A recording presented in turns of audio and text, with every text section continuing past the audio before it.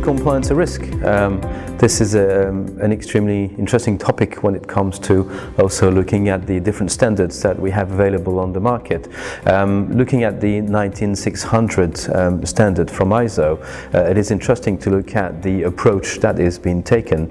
And we talk about a management system for compliance. Terminology-wise, we talk about compliance risks, which is interesting, which is basically one piece of the elements that we have to consider when looking at compliance. We look at risks is a result of an analysis that we will perform. And when it comes to compliance risk assessments, there are ways to conduct assessments which are quite standard. And if we want to be aligned with what's available out there, then you will use the ISO 31000 to support you in the work to be done to better understand what type of risk you will probably encounter. This is interesting because compliance is about meeting all organizations' obligations, and it's not only linked to laws and regulations, but you have ethical codes also linked in the organizations. You have quality elements, you have internal rules and internal controls, and compliance is about all of that all together.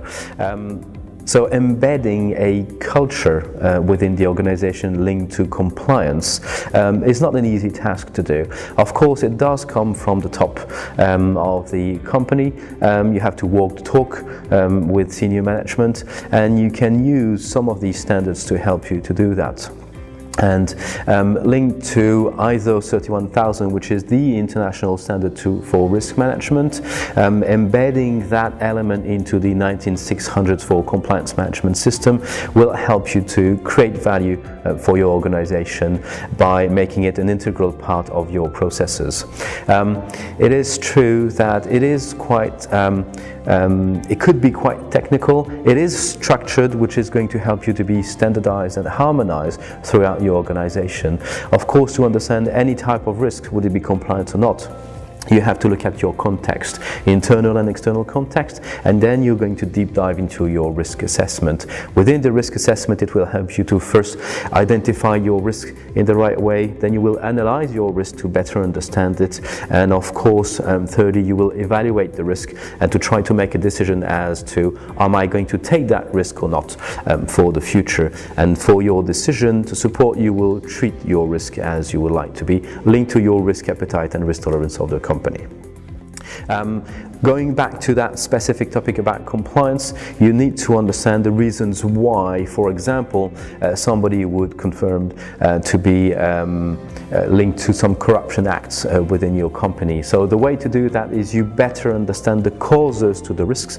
Once you have identified the causes to the risk, then you need to link some internal controls.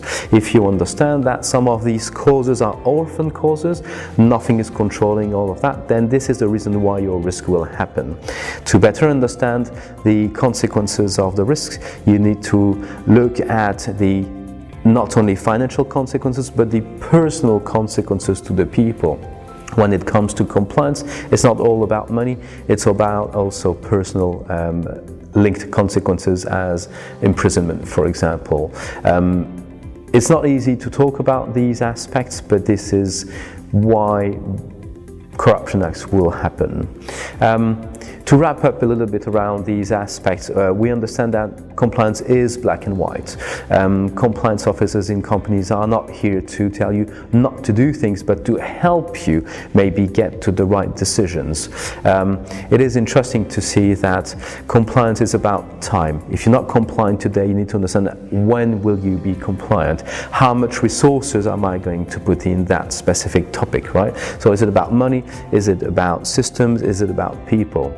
And of course, you need to do a balanced decision between the reasons why that risk will happen and the company consequences and the personal consequences. All these aspects and the link between 19600 and 31000 is the way you're going to make some informed risk-based decisions on your compliance risks.